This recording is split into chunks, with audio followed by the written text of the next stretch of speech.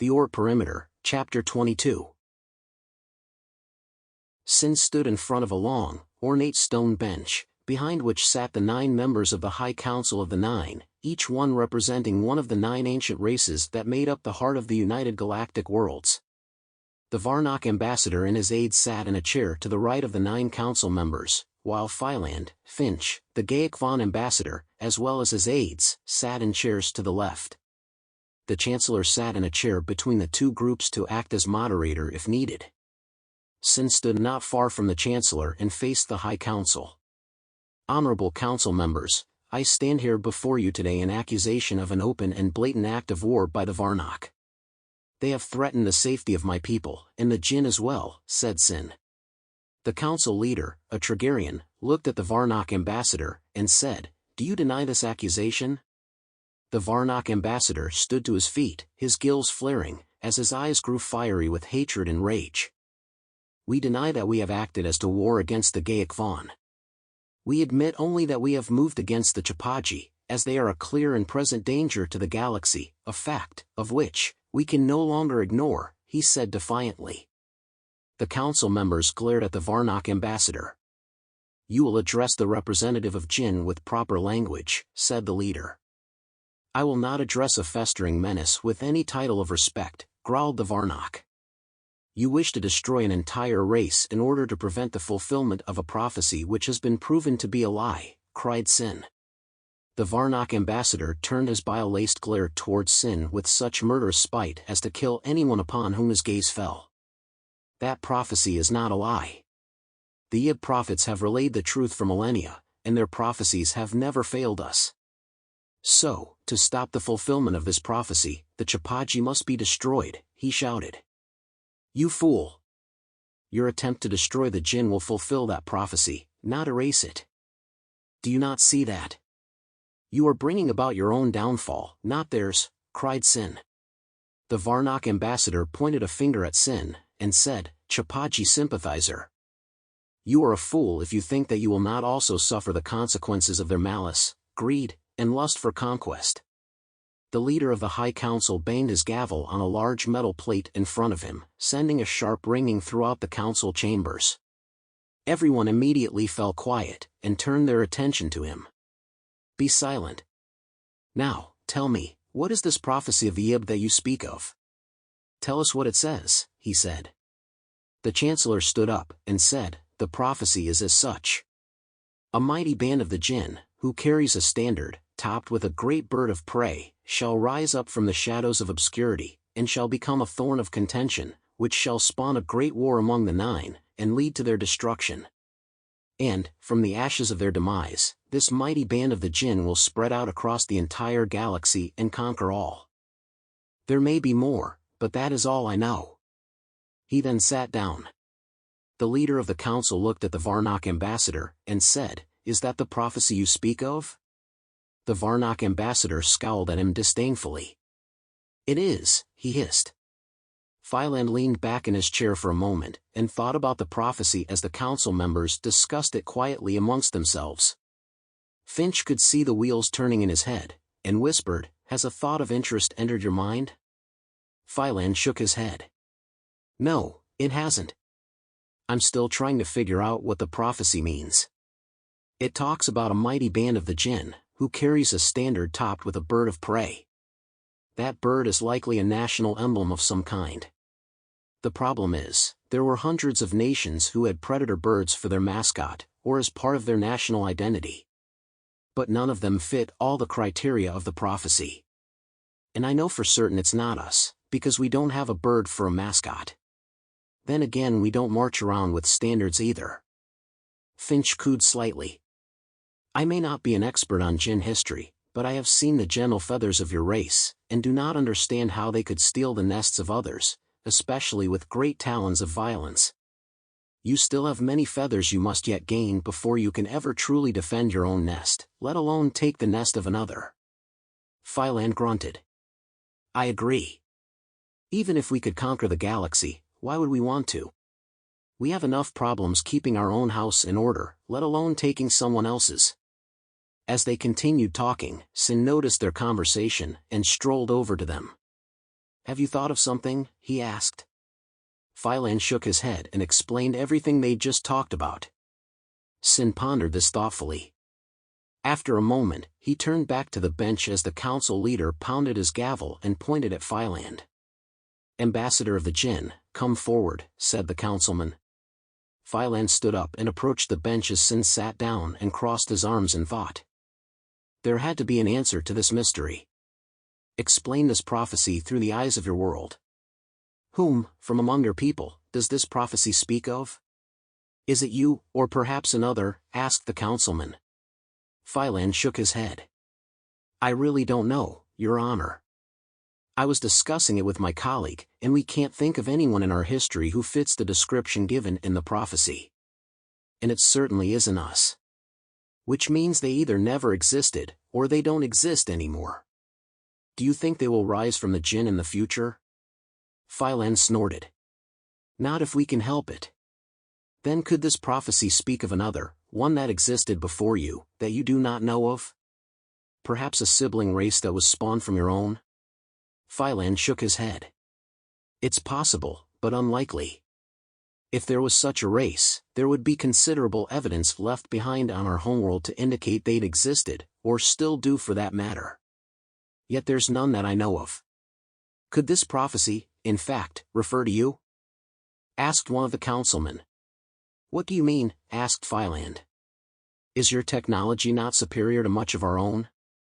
Or what of the great barrier shield behind which your race hides, and the powerful fleet that protects it? It's true that we're superior to you in many ways. But it's a superiority bred from a need to protect ourselves, and no other reason. It's definitely not meant for any form of conquest. We're explorers and scientists, Your Honor, not bullies. Then neither you, nor your fleet, would seek to use its strength to conquer those around you? Asked the council leader. The Varnock ambassador leapt to his feet, and shouted, yes, they would, and at the very first chance they can find to destroy us all. The leader banged his gavel, and shouted, silence. Phylan pointed a finger at the Varnock ambassador, and said firmly, people like you are the very reason our technology exists. Without it, my people would be dead by now, and my world a smoldering hulk of barren rock. Your fleet, and your shield, are just a disguise for your true intentions. You lust after power and empire, shouted the Varnock as he flared his gills in anger. Do you have dirt for brains, ambassador? Look around you. Your people are part of the 9 ancient races. There are tens of trillions of you in this galaxy, and you're worried about a single planet, in a single system, with barely 8 billion souls, most of whom don't even know we exist, let alone you. Good grief, even a child can see that we pose no threat to you, or anyone else in this galaxy. Sin cocked an eyebrow in amazement. Once again, Phylan had proven that he knew how to hit an opponent in the right place to inflict the most damage. The council leader stared curiously at Phylan. Is this true, Ambassador? Are the people of your homeworld completely ignorant of our existence? He asked. Phylan nodded. It is true, Your Honor. Why is that so? Why should the citizens of your homeworld be left in darkness, and denied the amazing technologies that your people have achieved? It's for their protection, Your Honor. As is your custom with species who have not yet achieved faster than light travel, we've applied a similar principle with our own people. If they have not reached, at the very least, a basic level of technological and social maturity, then they're not, as yet, ready to know about all that awaits them out here. We try to help them grow, to mature, and to reach for the stars. But, if they are not ready, then we will not lay upon them any burden greater than what they are ready and able to bear. If that means leaving them in ignorance to your existence, as well as ours, then so be it. Lies. Blasphemy. You are a race of war, of conquest, and of empire. Your own history is filled with atrocities the likes of which have not been seen in this galaxy since the dawn of time, cried the Varnock ambassador. Phylan nodded. It is true that some among our race have done great evil. But that is a trait which is spawned of ignorance. With knowledge comes peace, and with peace, prosperity. I'm sure that your race suffered many similar things in its early years, when it was still young and foolish, not yet having gained the knowledge it enjoys today. You foul-mouthed, Chapaji! You are a fool and a monster. Your existence should not have been allowed, and that error shall soon be corrected by our great and glorious Black Fleet, cried the Varnock ambassador. The council leader banged his gavel loudly. Silence. It is clear that the trouble of this prophecy lies, not in the Jinn, but in the Varnock, and especially with you, ambassador. The threats of evil you make towards the Jinn have planted the seeds of the very future you fear. It is you who is bringing about your own demise, and not the Jinn. The Varnock glared at the councilman, but said nothing. Sin then stepped forward, and said, Your Honor, with your permission, allow us to fulfill our vow of protection with the Jinn, and save them from almost certain destruction. The leader talked briefly with the other members of the council to determine their decision in the matter. The council leader soon looked back at Sin. You may fulfill your vow, he said. The Varnock ambassador hissed angrily at this revelation. What? He barked. However, Sin ignored him and instead bowed to the council in appreciation. Thank you, Your Honors. The councilman then looked at the Varnock ambassador and said, Will you withdraw your forces and seek reconciliation through diplomacy? The Varnock hacked in disgust and flared his gills. We will do no such thing, he shouted. Then it is the judgment of this council that the Varnock shall suffer censure and face the wrath of the Eight until they comply. Censure us if you dare. But we will end this threat, even if it costs us our entire race, shouted the Varnock. Sin cocked an eyebrow at this, and said, Wouldn't that ultimately fulfill the prophecy? Or at least part of it? The Varnock ambassador looked at him curiously. What do you mean? He said suspiciously. If you fight us to the last man in order to destroy the Jinn, doesn't that fulfill the part of the prophecy that says that a war will break out within the galaxy that will ultimately destroy all 9 of our races? The prophecy doesn't say that the Jinn will destroy the 9. It says that we'll do it to ourselves. As such, they will merely flow into the void left behind by our passing, and take whatever they want, as is their right to do. So it is not the Jinn that we have to fear, but rather ourselves. The Varnock opened his mouth to cry out in anger, and then paused as he suddenly came to a full and complete understanding of what the prophecy actually said, and that, despite all their efforts to prevent it from coming true, they were instead inadvertently fulfilling it. He soon slumped down in his chair, stunned and amazed that he'd overlooked something so obvious. After a moment, he stood up again and bowed slightly. My sincerest apologies for my blindness. I now see the truth, and realize that we were in error by taking the steps that we did. I will inform my government of this new revelation, and will advise them, with prejudice, that we should withdraw all forces from Jinn space. After that, we will seek peace and reparations with their people, and those among the 9 whom we have wronged. The council leader banged his gavel on the bench, and said, So let it be done according to the charter. As the meeting ended, Sin studied the Varnock ambassador and his aides, with intrigued interest. Phylan noticed this, and asked, Do you think we've won?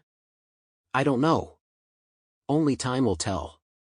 But for the moment, I believe we've seen the first signs of hope for your people, and for defeating this blasted prophecy. Our only problem now is that there's still 3 of the 9 who haven't come to this revelation yet. So, until we find a way to change their minds as well, we must be diligent and fight on. He then turned to one of his assistants, and said, Send the signal. The man nodded. Right away, sir. Mike studied his tactical display with great apprehension. We're taking a beating up here, Admiral, said one of the group commanders. Just hold them as best you can, replied Mike. We are, but our lines are crumbling. I know, but keep fighting, and don't let up. Earth's security depends on it. Understood, sir, came the beleaguered reply.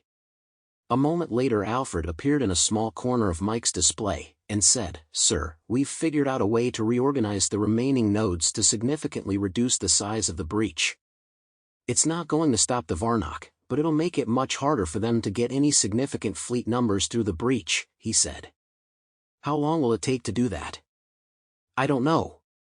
Dr. Corbin and Bentley are still working on the details. We're hoping it'll only be a few more minutes. You need to hurry up.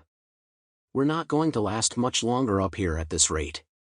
Understood, sir, replied Alfred. Also, do we have any shield nodes we can bring up to the front to help plug that hole? Anything will be helpful, even the old shield nodes. Are you sure, sir? The old nodes we still have laying around are kind of vulnerable. I wouldn't trust them to do the job for very long. We only need them for a short time to plug the hole until we can properly patch it. Until then, a finger in the dike will have to do, said Mike. Aye, sir, we'll see what we can do, replied Alfred.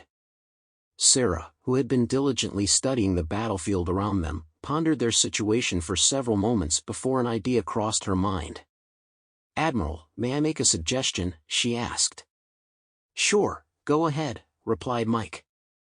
I've noticed a pattern in the Varnock attacks. They seem to be focusing on finding and destroying the command ships. Therefore, in order to protect your ship, should we be forced to join the fight, I would suggest operating in a manner that makes us look like just a normal ship within our fighting group. Mike looked at Sydney, who nodded. She's right about that, sir. The Varnock would gladly toss everything aside just to put a few torpedoes through our hull if they could find us. Sarah's suggestion that we lay low and pretend to be just one of the boys is a good idea, said Sydney. Agreed. Ontario, London, this is the Sir Genius. We'll be going with a tri-pin battle style from here on out. Understood? Both ships affirmed the orders. Sir? Not to sound out of place, but doesn't everyone already know we're the flagship of the fleet? Asked Barker. They do, but if we're flying like everyone else, they may assume that I've moved my command to another ship. So it should greatly reduce our risk of being singled out for attack and destruction, said Mike. Understood, sir, just trying to be cautious. Duly noted and appreciated, Sergeant. Varnock ships breaking through on the starboard side of the breach, said Morton. Mike swore. Pop a group. Plug that leak, he shouted. A group of nearby ships immediately jumped into the area and began engaging the wounded Varnock ships that had broken through. Their formations are changing, Admiral, said Morton. I see it. Alpha through Echo groups, watch yourselves. You're about to get rushed on your flank, said Mike. We already see it, but we can't guarantee that we'll be able to stop them all. We're pretty rough around the edges down here, sir. Will you be able to hold on? We'll hold, but I don't know if we can stop them all. Mike grumbled angrily. He looked at his fleet roster and began to get a sickening, almost fatalistic feeling about the progress of the battle. They'd already taken significant losses, and yet the Varnock fleet hadn't, as yet, committed more than a third of their forces. If this kept up, his fleet would soon be overrun and driven back to the Kuiper perimeter. If that fell too, there was no telling how long they could protect Earth after that. There were still some inter-system defenses that they could fall back on if they needed to, as well as a handful of reserve battle fleets, but certainly not enough to defeat the remaining ships of the Black Fleet. And, if Varnock reinforcements came, they were in twice as much trouble.